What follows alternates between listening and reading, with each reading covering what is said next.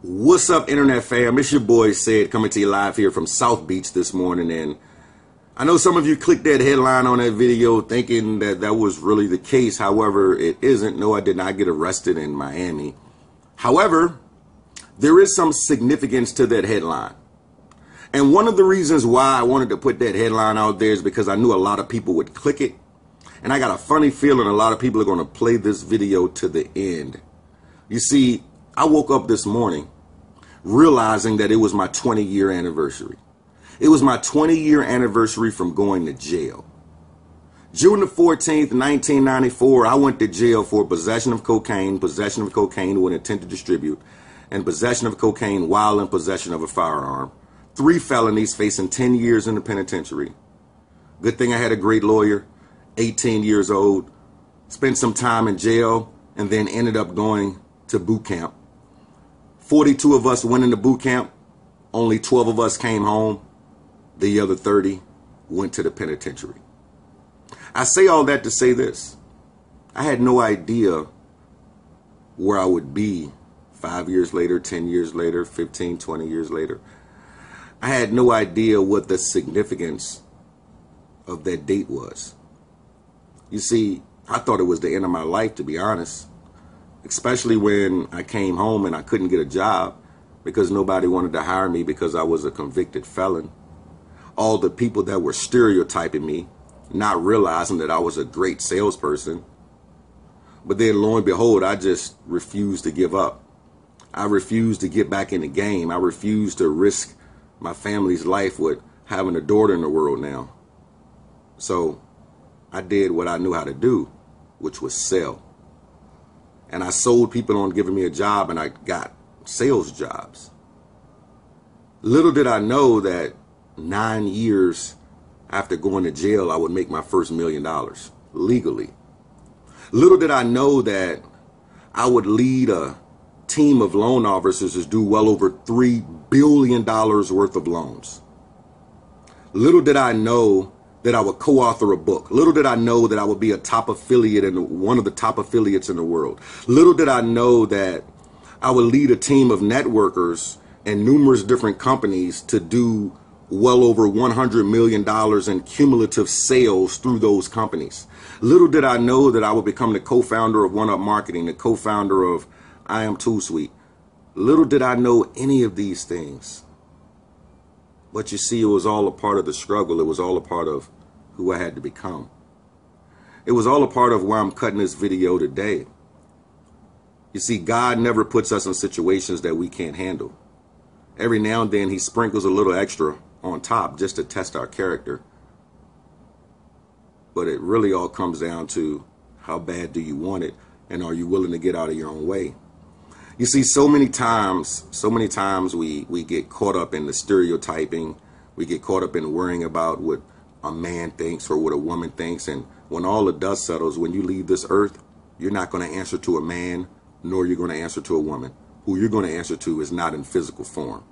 I can't worry about what human beings think about me. You see, I could care less about the people that are stereotyping me right now because they didn't know that I was a convicted felon. Doesn't matter. Doesn't matter. The only thing that I can't do that you might can do is vote. And I live in Florida. Our votes don't count anyway. Feel free to check it out yourself. So it doesn't matter. You see, because I wouldn't take back any of it.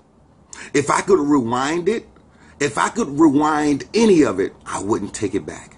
I wouldn't take it back because it defined my character. You see, at the end of the day, there's someone looking at this video right now with a similar background. There's someone that might be going through a struggle right now wondering, I wonder what's going to happen. I wonder what's going to happen when I come home. I wonder what's going to happen when this happens or that happens or whatever the case may be.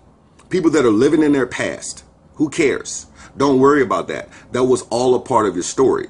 What only matters is your future. What only matters is who do you want to become? You see, when I was growing up, I surrounded myself around drug dealers, so that's what I became. And I started to realize as life went on, if you surround yourself around millionaires, that's who you become. If you surround yourself around top network marketers, that's who you become. If you surround yourself around top public speakers, that's who you become.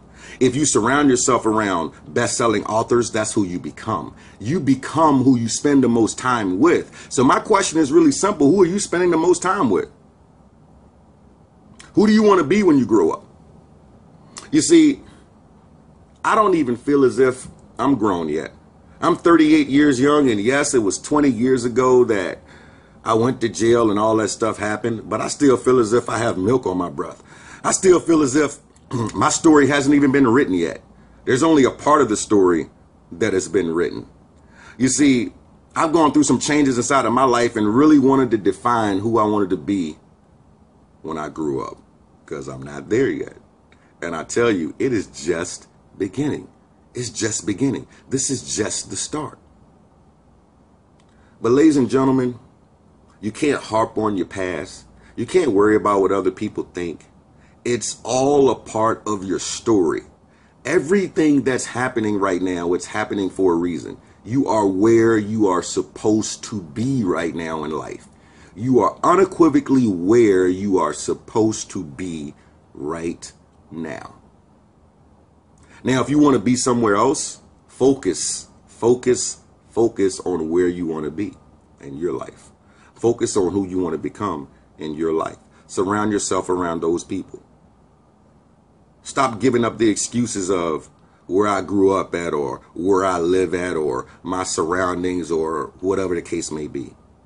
You know, almost every actor that you see out there has a struggle. Yeah, they might make multiple millions of dollars now, but the truth of the matter is, you see the success, you didn't see the struggle. Maybe you don't know their background. Maybe you don't know where they came from. Maybe you don't understand any of that stuff. But that is what defines them. So whatever struggle that might be going on in your life, whatever struggle that might have happened in the past, that is what is defining you. Don't let it sweat you. Don't let it create something in your life that you really don't want to be created. Because if I wanted to surround myself around a bunch of dope dealers today, I could, but that's probably not conducive to my lifestyle. And that's not who I want to be when I grow up, because I don't want to go to jail, nor do I want to get shot. So why set myself up for that?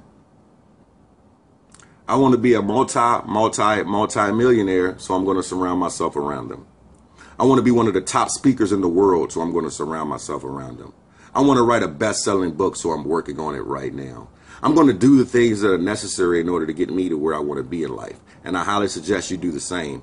But don't harp on your past. Don't worry about what people think. Don't worry about any of that stuff, because it's all a part of your defining character. And if you know someone that may have been through some struggle, that just think that life sucks right now, pass them this video and let them take a peep at it, because at the end of the day, everything happens for a reason. And don't think God isn't looking over you, because he's looking over everybody. The truth of the matter is, what are you going to do about it based upon what has happened to you? Are you going to sit there and harp on your problems, harp on your struggles, and continue to live in the past? Or are you going to use that as a springboard? Because Lord knows I'm using mine as a springboard. I'm using mine to inspire others who've been through what I've been through. People that might be going through it right now thinking that there's no way out when there is. Yeah, you can still get that job. How bad do you want it? Yeah, you can still be a millionaire. How bad do you want it? Yeah, you can still get that $1 million house. How bad do you want it? Yeah, you can still buy that car that you want without drug money. How bad do you want it, though? How bad do you want it? And who are you going to surround yourself around to actually get it? With that being said, Cedrick is signing off in the flip-flop state that we call Florida. I'm on my way to get me some what? Scrambled eggs and cheese. Because it's Waffle House time. It's 9 o'clock in the morning. We got to make it pop so we can take care of some business here today. Surround myself around a couple more millionaires. Get some of these nuggets. Set up some teams that need to rock and roll. And do what we do best. So with that being said, see you all on the next video. I got one that's coming here pretty soon that's going to be pretty controversial, but I think it's going to help a lot of people out there. Cedrick signing off. See y'all on the next video. Peace.